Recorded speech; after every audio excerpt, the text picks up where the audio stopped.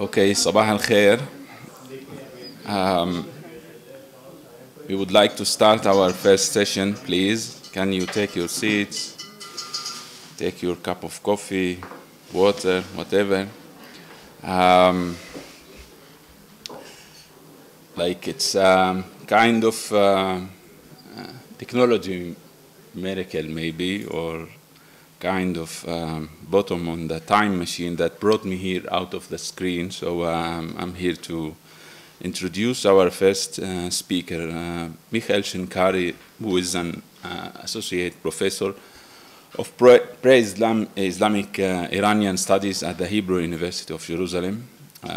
His specialization is the study of civilizations and cultures of the pre-Islamic Iranian world through their material remains and visual representations.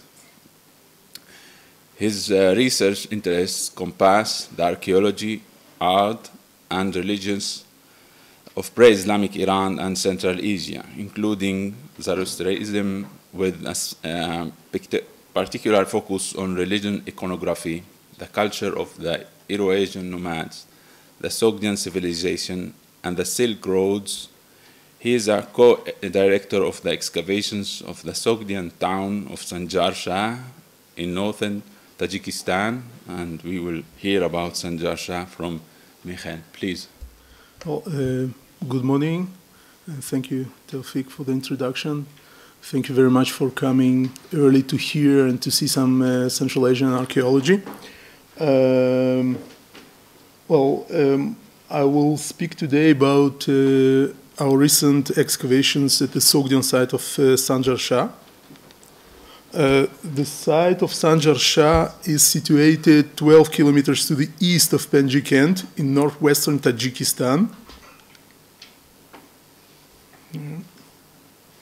Put it here, near Panchikanth. Samarkand is here. The view of the site from the Magyan Darya. The general view of the site with our round tower. And the air photo of the site itself. The site is known since 1940s, but the first excavations here were conducted only in 2001 by the German Tajik expedition. And I'm co-directing the excavations of Sanjar Shah since 2014, together with Dr. Sharof Kurbanov of the Tajik Academy of Sciences. Our excavations are supported by the Swiss Foundation for the Study of Eurasia. And now Sanjar Shah is a Sogdian site. Perhaps a few words about Sogdians. Sogdians were East Iranian people native to the region of Sogdiana, that is modern Uzbekistan, parts of Tajikistan and Kyrgyzstan. In the first millennium CE, the Sogdians spread all the way to the north and to the east and founded colonies as far as northern China. In this period, the Sogdians managed a complex network of ties, economic and cultural contacts that we today call the Silk Roads. Here you can see the plan of our excavations. Now a few words about the structure of the site. The site occupies some 5.5 hectares. It is divided into, today it is divided into two parts. We have a round tower here and the town itself, as we call it in Central Asia, Shahristan. Originally, there was a wall here, and the site was divided into two parts, the eastern part and the western part. Now, briefly summarizing the results obtained so far, we can say that Sanjar Shah, whose ancient name unfortunately remains unknown, was probably founded in the 5th century together with Panchikanth. However, unlike Panchikanth, which was finally abandoned in the 770s, Sanjar Shah continued to exist until the early Samanid period. In the Soviet period, most of the surface of the site was leveled for agricultural use, but the remaining areas are remarkable for its exceptionally well-preserved architecture. And you can see here the example of our round tower. And I will briefly show you just other examples of Sogdian architecture. And the preservation is really remarkable, especially in these areas along the southern city walls. Yeah. In some places, we have architecture walls standing up to 6 meters, and even the floor of the third story is preserved in some places. Yeah, sometimes we also have a very good preservation of organic material. Yeah. Several finds, such as Chinese mirror and the gilded belt buckle, testify to the long-distance connection of the site and the presence of elite culture at Sanjar Shah. Here you can see the Chinese mirror of the well-known type in China, but this is the first time that a mirror of this type is found outside China. Yeah, here you can see the whole mirror. We only have a fragment at Sanjar. And gilded belt buckle. The presence of the Arabs at Sanjar Shah during the conquest period in the 8th century is attested by the fragments of at least 3 Arabic letters, the earliest Arabic documents written on paper. Yeah, you can see here the fragment of the first letter and the text and the translation of the text, which was done by Ophir Chaim, and it was published by us a couple of years ago in Jessay. Our recent excavations have shown that the peak of urban development at Sanjar Shah corresponds to the years 740s. In this period, the areas along the southern city walls were built and the monumental palace was erected in the western part of the Shahristan, close to the round tower. It is to this palace, its architecture and decorations that the present paper is dedicated. The current excavated area covers about 480 square meters. The walls of the palace were built combining rows of pakhsa, rammed earth, and mud brick. The entrance to the complex was from the east via a long and broad T-shaped corridor. 2 special rooms were so far excavated in the palace.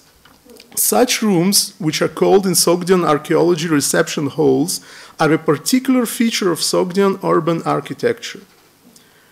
They usually have a square or nearly square layout with sofa benches running alongside all 4 walls and roof usually supported by 4 columns.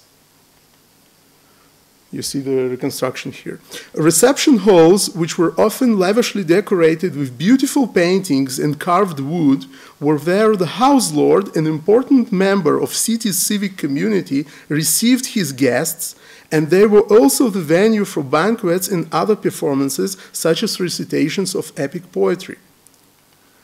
With the imposing image of a deity or deities painted on the wall in front of the entrance and reproducing temple niches with divine statues, the architectural layout of the reception halls was also similar to the cella of the Sogdian temples. In addition to being larger than those in private houses, reception halls in the palaces also often had a podium, which was completely detached from the sofa, instead of being just a projection as in reception halls in private houses, for example here, and installed close to the rear wall of the room on the main axis. For room 8 in the Sanjar Shah Palace, this was a rectangular podium. Yeah, you can see it here. The podium surface has traces of intense fire. On the upper side, there is an oval depression. Such podiums, also with traces of fire, were excavated at the palaces of Panchikanth, here, and Varakhsha, palace of the rulers of Bukhara, in the Bukhara oasis. To the south, we have excavated a second reception hall of extraordinary size.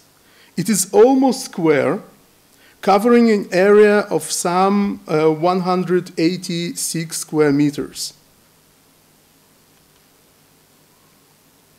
Here you can see it. The roof of this great square hall was supported by 4 wooden columns erected on the mud brick bases, reinforced by wooden beams. 1 meter here and 1 meter here, enormous columns. The walls of this hall are almost 3 meters thick, which perhaps indicates that they were at least partly the outer walls of the whole complex. Based on the coin of Turgar, the last Sogdian ruler of Samarkand to meet his own coins, found between the bricks and on the ceramic assemblages, the construction of the palace can be safely dated to the 740s CE. Traces of intense burning attested in several rooms indicate that it perished in great fire, which probably occurred in the 3rd quarter of the 8th century. During the second occupation phase, between the late 8th and early 9th century, the rooms of the former palace were divided and converted into small utility rooms. The architectural layout of the Sanjar Shah Palace is very close to the plans of other Sogdian palaces, especially those of the neighboring Panchikanth and the palace of Afshins of Ustrushana at Shahristan. Here you can see the citadel of Panchikanth with the palace, the ruins of the palace, and the plan of the Panchikanth Palace, and the palace of rulers of Ustrushana at Shahristan. The Panchikanth Palace was built in the end of the 7th, beginning of the 8th century, and destroyed during the Arab conquest of the city in 722. The dating of the Shahristan Palace is much debated, but now, based on the close proximity of the architectural plan with that of the Sanjar Shah Palace and on the striking similarity between the wooden decorations, that I will speak in a moment, between the two structures, I would suggest the date of 740 also for the Shahristan Palace.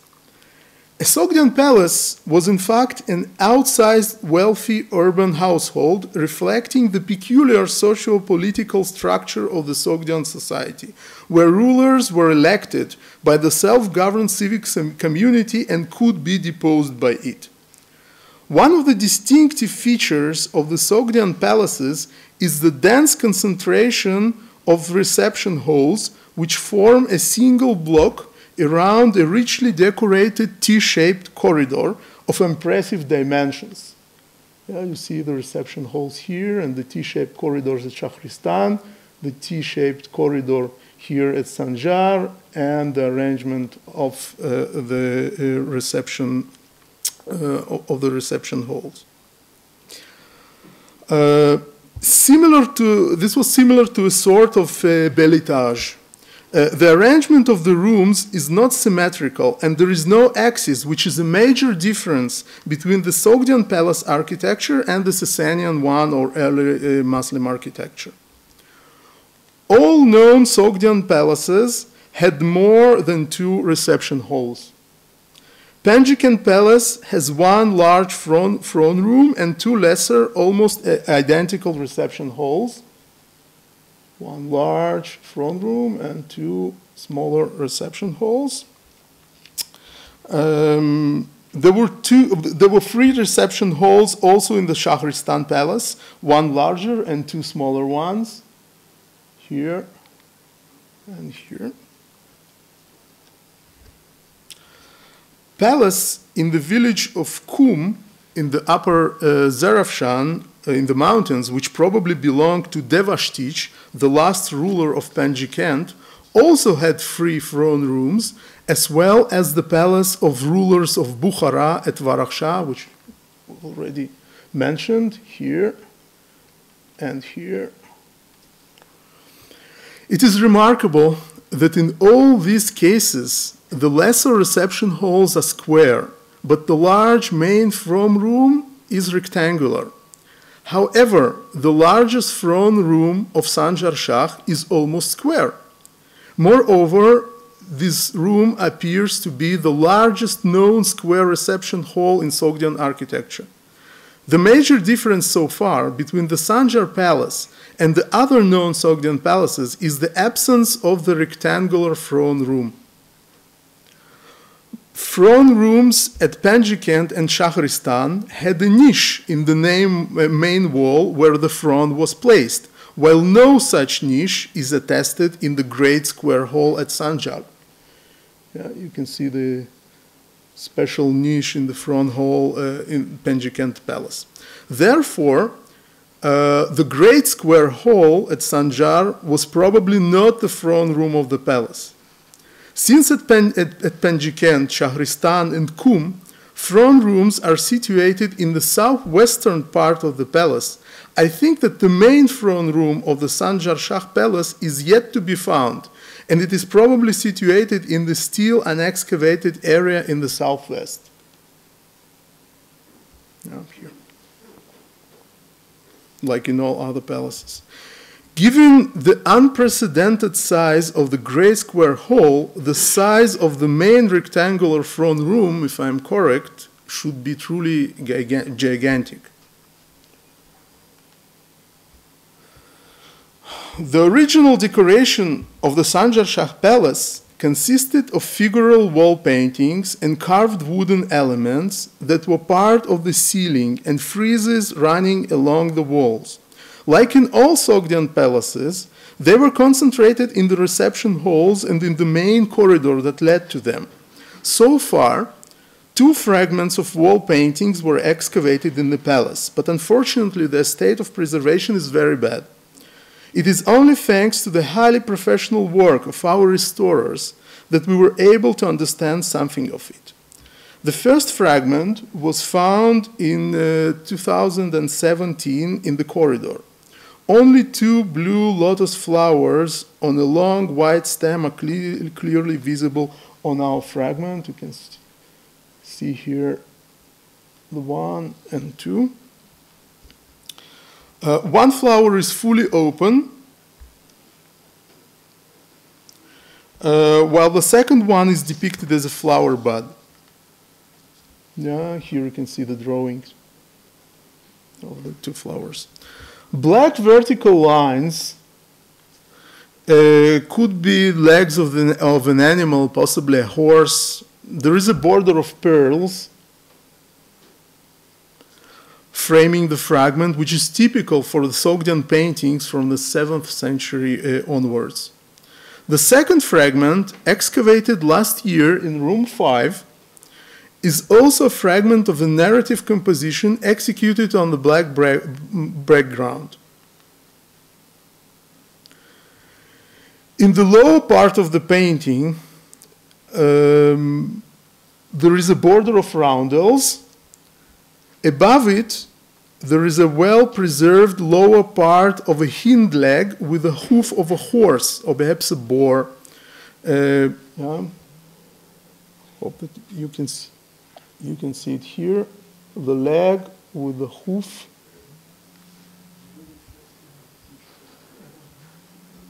The leg is painted in orange color. Above it, there is perhaps another leg of different shape. In the right part of the fragment, there is a big section of orange color with a few yellow circles resembling horse harness. You can see the circles. Here, the big one. Yellow stands for gold in Sogdian paintings. In the right upper part of the painting, there is yet another depiction of what seems to be an element of horse harness on the black background. Unfortunately, this is all that can be identified on the painting with some degree of certainty. Here you can see the drawing. Here is the border of pearls. Here is the leg with the hoof. This was the fragment with perhaps an element of the horse harness, what we have seen. And here is another one. Here perhaps a flower, some floral element. We may suggest that it originally depicted a hunting scene. It is noteworthy that the technique and the pigments employed, as well as its artistic quality, are comparable with the best examples of wall paintings from Panchikanth. I'll just show you one example of wall painting from Panchikanth. And here you can see, for example, these elements of horse harness.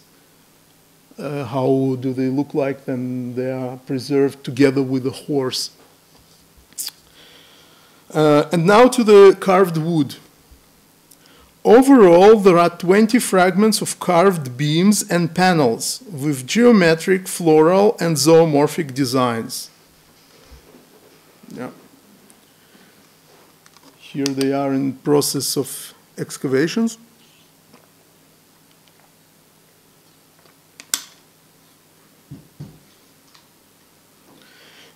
Now, 8 fragments come from the smaller reception hall of the palace, and 13 from a corridor leading to it.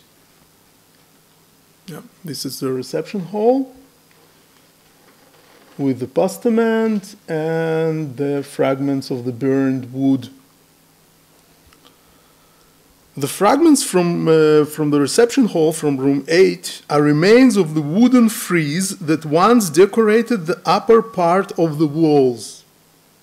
Something like that. Its original width was 36 centimeters. The main design is that of a balanced floral tendrils with leaves and small fruits or cones.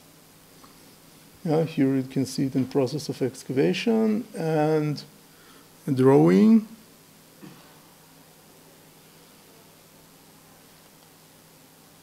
And fragments of this frieze. These tendrils are framed from above by a typical Sogdian design of free lobed palmettes followed by a lozenge pattern, like you can see here, or even better here, the palmettes and the lozenge pattern. 2 separate fragments with large ovals perhaps represent additional separate element of the frieze. This one. This frieze perfectly fits the canonical tripartite division of the Sogdian frieze attested in Panchikanth and Shahristan.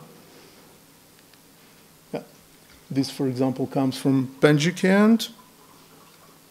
The top row is always that of lozenge, followed by palmettes. And this is from the Shahristan Palace, lozenge and the palmettes, and the palmettes.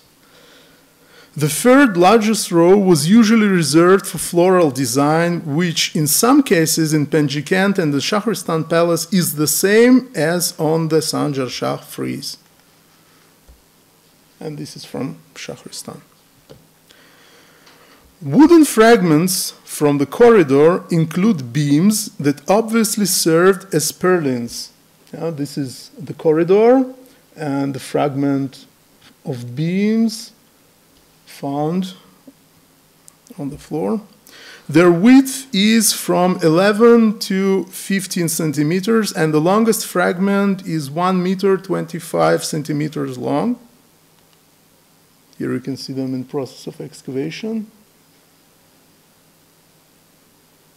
Most beams were carved on 2 sides with a row of quatrefoil flowers with a lozenge pattern and with what we call a radiation sign. You can see it here.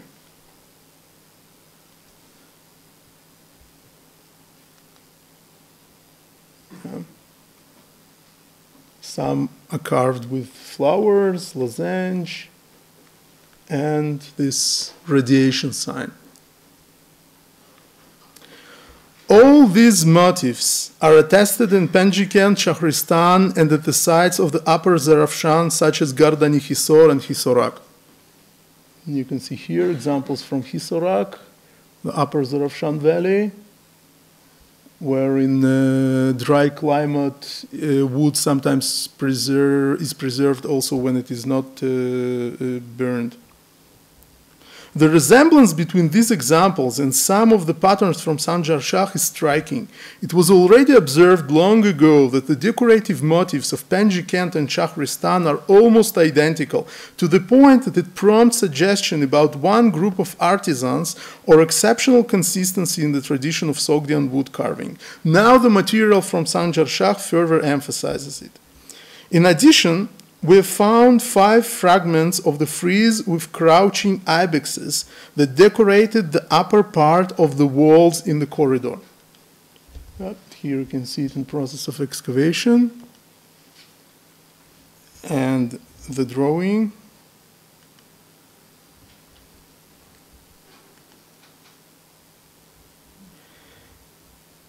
It seems that each part of the frieze depicted juxtaposed ibexes facing a flower, like this one. The width of the original frieze must have been around 22-23 centimeters, and it was framed with smooth stripes of 2 centimeters wide. Here, this frame. The carving of the ibexes is of the highest artistic quality. The proportions are naturalistic, and the graceful postures of the animals are perfectly balanced. The animals are depicted crouching, with hind legs tucked under the body, and with forelegs slightly bended and extended forward, with raised head, with the elongated neck, the horns elegantly bent upwards. Folds of skin are indicated on the neck. The ibexes leave an impression of gentle beauty and are full of expression. This is a truly splendid decoration suitable for the palace. A strikingly similar frieze decorated the T-shaped corridor of the palace of Afshins of Ustrushanait Shahristan. Here you can see. Exactly the same. Voronina, who discussed the materials from the palace, described the animals as fallow deer. The posture and the modeling of the animals, including details such as folds of skin on the neck, here, and the shoulder ornament, I will speak in a moment about this ornament, matches exactly the Sanjar ibexes. Even the dimensions of the frieze corresponds exactly to what we have at Sanjar Shah. The similarities are so great that the inevitable conclusion is that the friezes in both palaces were made by the same team of artisans, or at the very least by the teams belonging to the same workshop. Now, especially interesting is the whirlwind shoulder ornament that we have at Sanjar Shah on the ibexes, and exactly the same ornament we have at Shahristan. Now, this ornament is found also, well, on animals, usually lions, and other examples in Sogdian art. For example, here from Panchikanth, we have a deity riding a lion, or on this silver dish, Sogdian silver dish from the 19th century. Actually, this is a very interesting ornament. It goes back to the art of the ancient Near East, even to the Assyrian example, like you have here, and it continues until the 8th century in Sogdian. I've already mentioned that the Sanjar Shah Palace was built in the 740s. But who was responsible for its construction, and what is its historical and cultural significance? In order to answer these questions, we must put our small Sanjar Shah in the context of the 8th century Sogdiana, perhaps the most eventful and turbulent century of its history. We should start with the neighboring city of Panchikanth. After being partially burned by the Arabs in 722 and abandoned for some 2 decades, Panchikanth was rebuilt in the 740s. This restoration was the result of the pacifying policies of the last Umayyad governor, Nasr bin Sayyār, who allowed the Sogdians who had fled during the previous uprising and unstable period to return home, as reported by Tabari. The Nasr bin Sayyār became governor. He sent messengers to the Sogdians, inviting them to return home, and he compiled with all their requests. They had asked for conditions that previous emirs of Khurasan had rejected, namely that those who had been Muslims and then apostatized from Islam should not be punished, that no excessive demands for repayment of debt should be inflicted on any of the people, that they should not be required to pay any tax arrears which they owed to the treasury, and that they should have to return Muslim prisoners only at the decree of the Qadi and on the testimony of trustworthy witnesses. In Panchikanth, we see that many households were reconstructed and new ones built, but the temples, the only buildings in the city, and the palace of the ruler on the citadel, here, were not restored. No new monumental or public buildings were constructed in Panchikanth after the 740s, with the exception of the barracks of the Arab garrison, which consists of several clusters of uniform rooms dispersed throughout the citadel without forming a coherent complex. Surprisingly, the situation at Sanjar Shah appears to be completely different. The monumental palace, which we are currently excavating in the western part of the Shahristan, was built in the 740s, and the massive urban development also took place in this period. In contrast to the reconstruction of some private households in Panchikanth, Sanjar Shah under Nasr bin Sayyār experienced an unprecedented urban expansion into new previously uninhabited areas, and a new monumental administrative center was built in its western part. The only monumental building known from the region and securely dated to the 740s is the so-called Palace of Nasr bin Sayyār, which was excavated by the French-Uzbek Archaeological Mission on the citadel of Afrasiyab, Samarkand. This huge complex covers an area of about 1 hectare. Yeah, this one. The stratigraphy at Afrasiyab is very complex, but this is the complex of the Umayyad palace. The building was only partially exposed, but it seems clear that it had 2 distinctive parts with a large central courtyard. Here, and this is probably the courtyard. The walls of the palace included semicircular towers.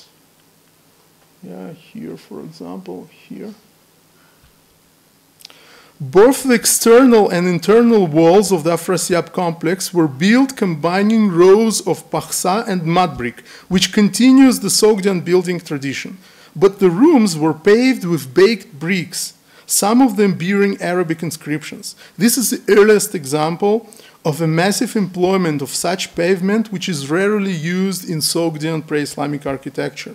The Afrasiyab palace was never completed, and part of it was destroyed by fire, which the excavators tentatively attribute to the Al-Mukanna revolt from 775 to 780. Not every fire detectable archaeologically is, of course, related to violent events recorded in historical sources. Fires happened and still happen accidentally for rather mundane reasons. However, it is tempting to suggest that the Sanjar Shah Palace was destroyed during the uprising of Al-Mukanna, thus providing tangible evidence for the violent historical events of this revolt recorded by the Muslim sources. From this comparison, it is evident that unlike the Afrasiab complex, the excavated parts of the Sanjar Shah Palace show full continuation with the traditions of the Sogdian pre-conquest architecture without any new elements like baked brick, pavements, or Arabic stamps.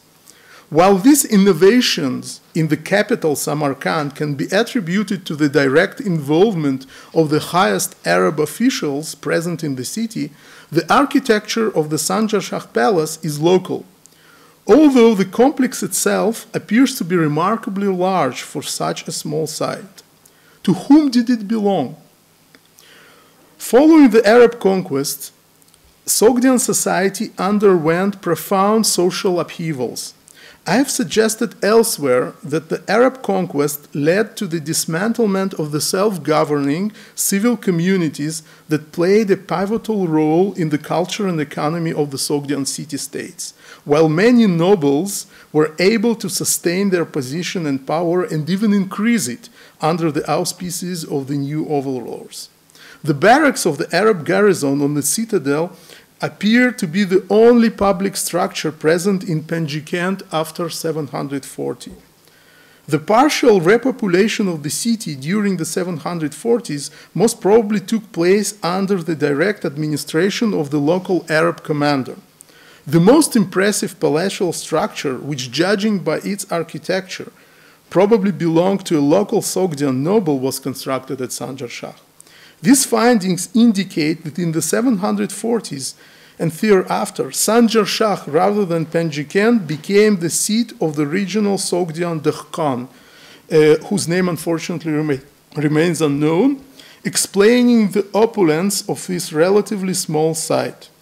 Such a pattern may have a precedent in the exile of the defeated Sogdian ruler Gurak to the relatively small city of Ishtihan, situated some 60 kilometers west of Samarkand, following the conquest of the later by the Arab general Qutayba ibn Muslim in 712.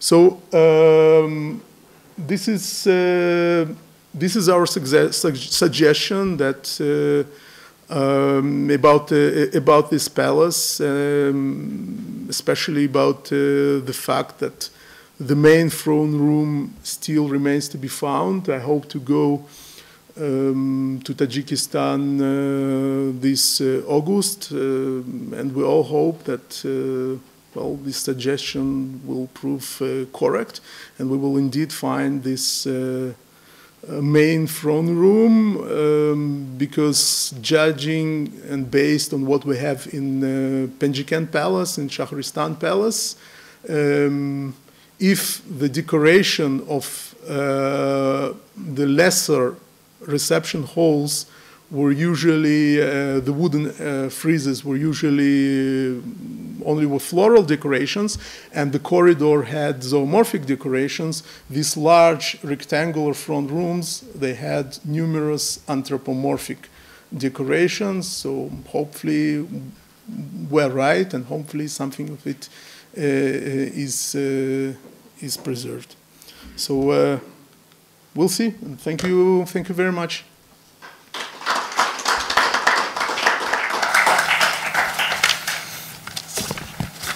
Thank you, Michael. I hope it's working. No. Try the second one.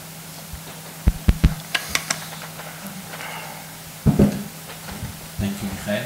Okay. No. Yeah. Tawfiq, use this. Yeah. Yeah, so questions for Michael, please. Like new discoveries always needs to be digested. So also here. So I will start maybe with asking about room 8, if I'm not mistaken. mistaken. It's the lesser reception hall. Yeah, the one with the thick walls, you say? No, the thickest walls is great. It's 8, okay. So this one. So you suggested maybe this is the boundary or it's the outer edge of the palace. That's why it's. But I see also in other examples that you showed that such rooms are with thick walls. Yeah, this is the. Because here, what we have here is the street, probably a courtyard. So is there any possibility that those rooms had a second floor, or this is something we can't talk about in such areas? Like, yeah, thank you for the question.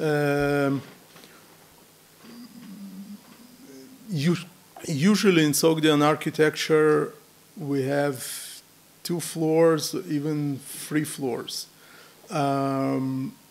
In palaces, this is not always the case. For example, in order to be sure that the palace had 2nd floor, we need to find a ramp going to the 2nd floor. Usually in Sogdian architecture, the access to the 2nd floor was via a ramp going like this to the 2nd floor. We haven't found it yet. Shahristan, for example, there is one ramp, and so it's clear that there was a 2nd floor. Of course, walls of such thickness could have supported the 2nd floor, but in this case, I think that there was no 2nd floor. Rather, the hall was unusually high, because the columns were enormous. The bases of the columns are 1 meter. So it was a very impressive hall. But in other parts of the palace, perhaps there was 2nd floor, but we need to find the ramp to be sure. So if not 2 floors, at least. Now it's okay. Yeah. I see. Jerusalem miracles. So if not 2 floors, maybe the heights of 2 floors or something like that, without a so you need massive walls for. Yeah, this was like a tower shape. Yeah, it was very high. I see. Like for room 8, you represented only the woods from the edges of the walls. Yeah, this is the frieze surrounding. What about the whole ceiling? Where is it? Like, it's a very good question. Where is it? I'm going to the room. Now, what? Here it is. We have our other fragments. You see, we have a lot of fragments. This is carved wood. But there are also other wooden fragments which were not carved.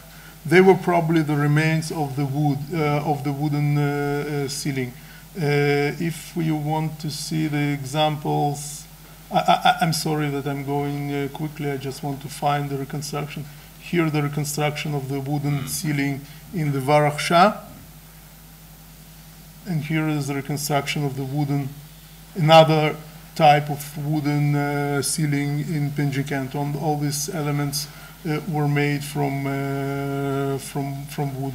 Yeah, like here. But unfortunately, what happened at Sanjar Shah is that it was not abandoned after the palace was burned.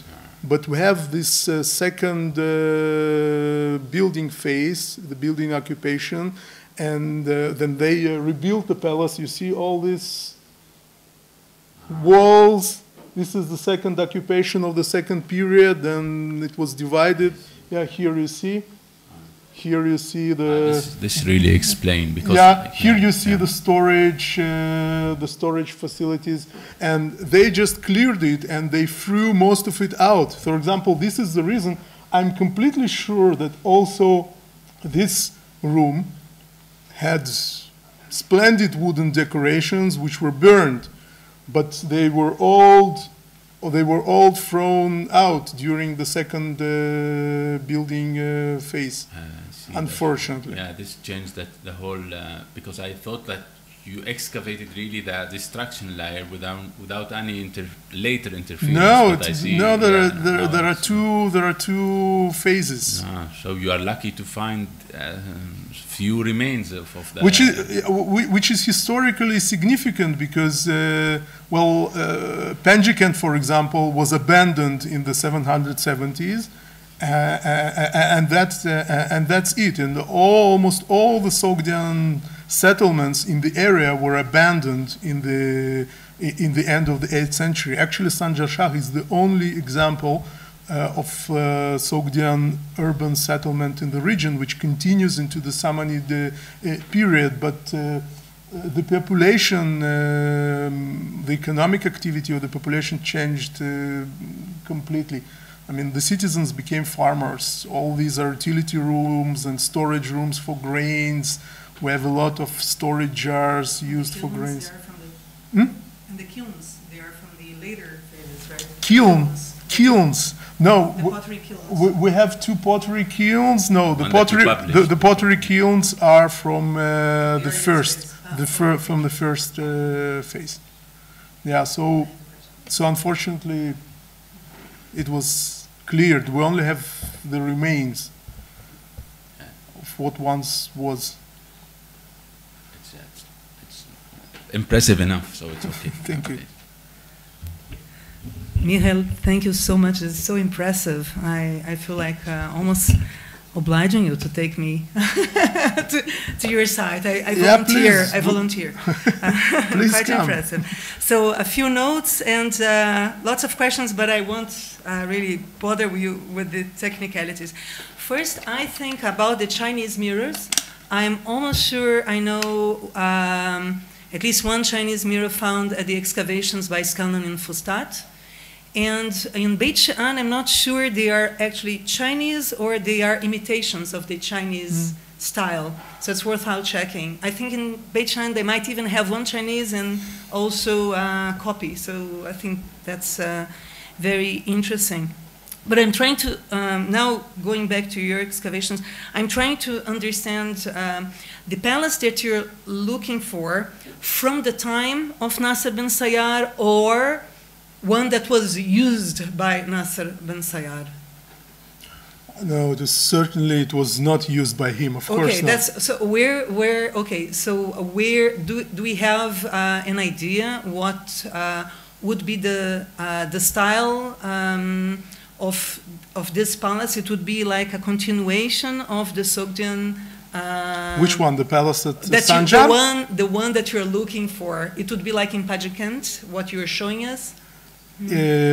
Our palace at Sanjar Shah is, I mean, completely similar to what we have. No, but you showed the lesser receptions, and you said that you are still looking for the main throne hall, which should be much bigger, and you're looking for it in the southwest. So that one, you believe that even though in the 740s, it will be still following the same style that you found in other sites. That's what you're looking for. And I was trying to understand, is there a rationale why always in the southwest? Very, I don't know, worth thinking.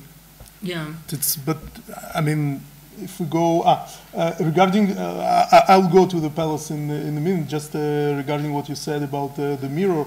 Well, of course, in Central Asia we have a lot of Chinese mirrors in this period. What is remarkable about this is that there are all kinds of types of Chinese mirror. This is a particular type of Chinese mirror. I will not risk to pronounce it in Chinese, but this is I mean the first time that this particular type, I was not clear enough, that this particular type of Chinese mirror is found outside China. In China, there are a lot of examples. But in general, Chinese mirrors of the Tang Dynasty, there are a lot of Central Asia. Yeah, because also in the article, for sure. it was not clear. And if we go to the, to the other palaces, and we see you see it's always in the west, in the southwestern part. That's just of the tradition of architecture. This is how you build the palace. I'm not sure if there is any significant. The entrance was usually from the east. Well, you could say the rise of the sun and things like that. They're also related to. Actually, I need to think about it because perhaps together with the reconstruction of the ceiling, because it might be actually related to the lighting. Because the lighting of the rooms, there was a rectangular opening in the ceiling. So perhaps it has something to do with the situating the throne room in the western even side. Winds, sometimes, even the winds, the direction of the wind, etc. The direction of the wind at Sayyār is always from the west to the east, always. Yeah. And something else, and then I have lots of questions, but just the paintings. You didn't detail. They are frescoes or another technique. Yeah, they're frescoes. They're frescoes. I can. Okay. Yeah. Yes.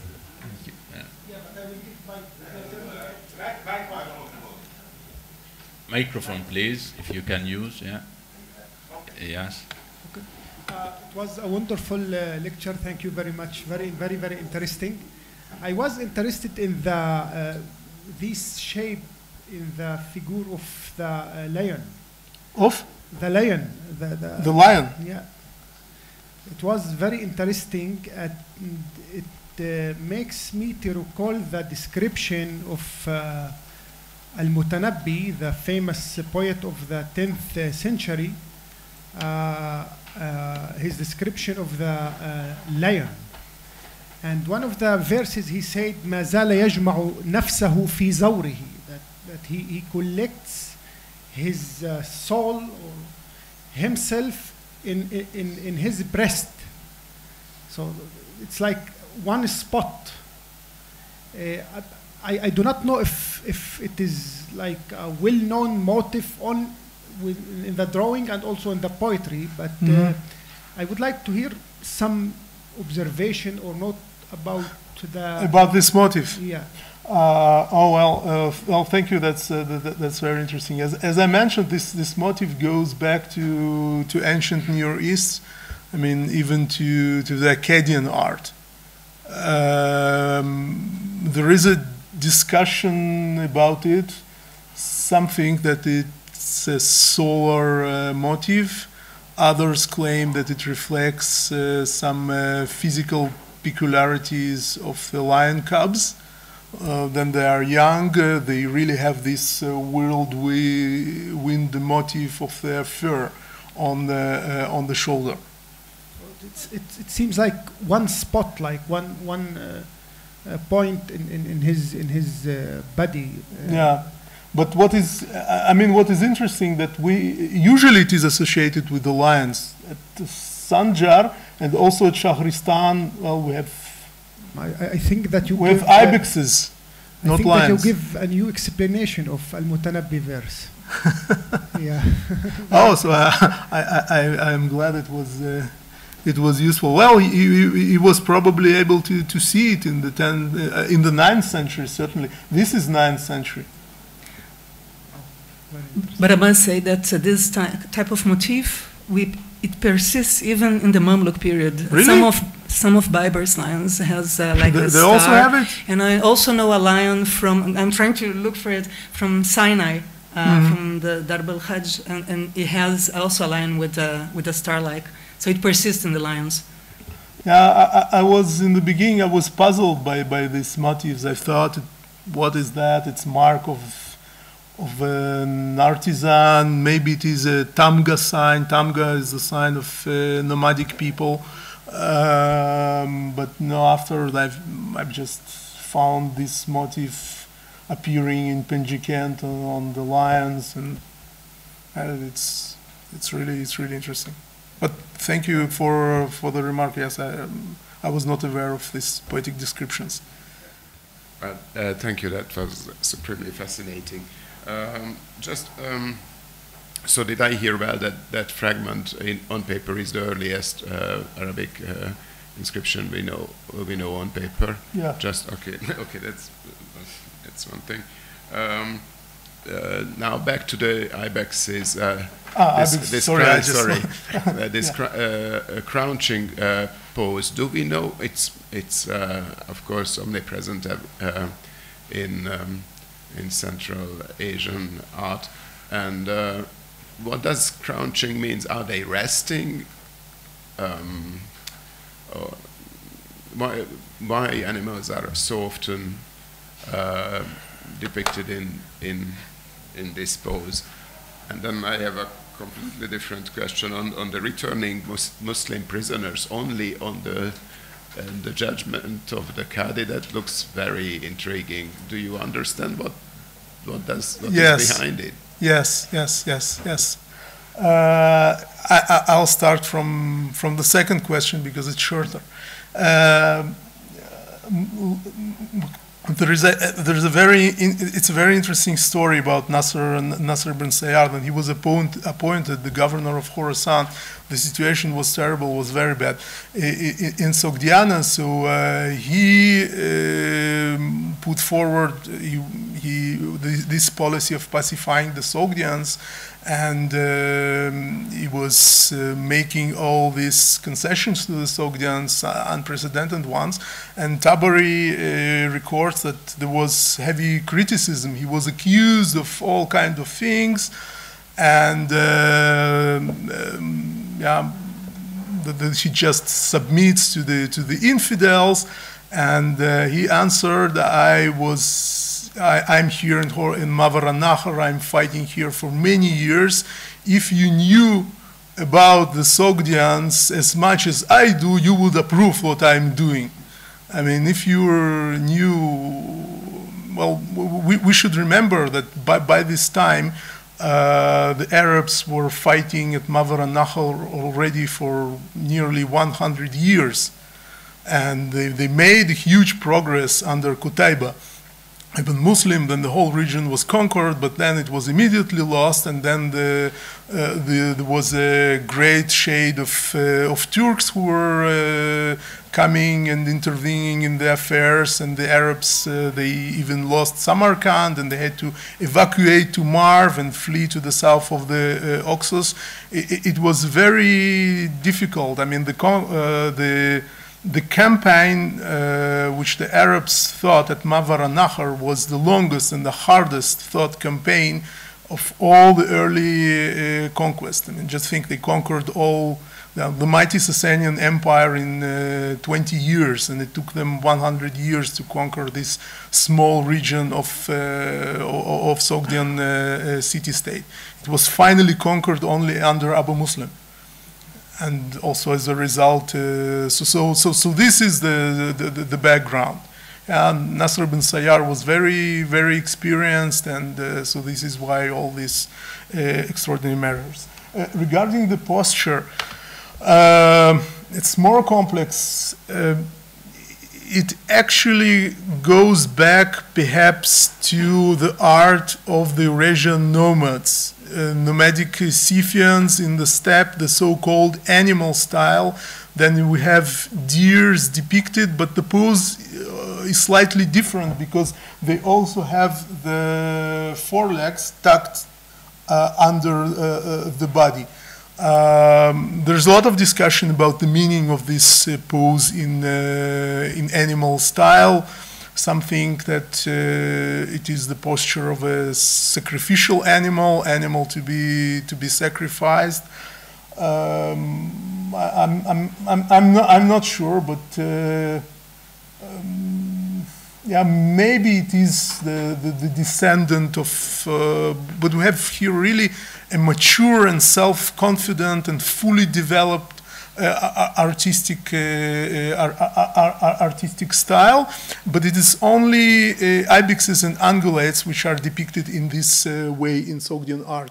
We also, there is something that I haven't shown you from Shahristan. We also have, for example, a frieze with lions. And there the lions are shown marching and not crouching.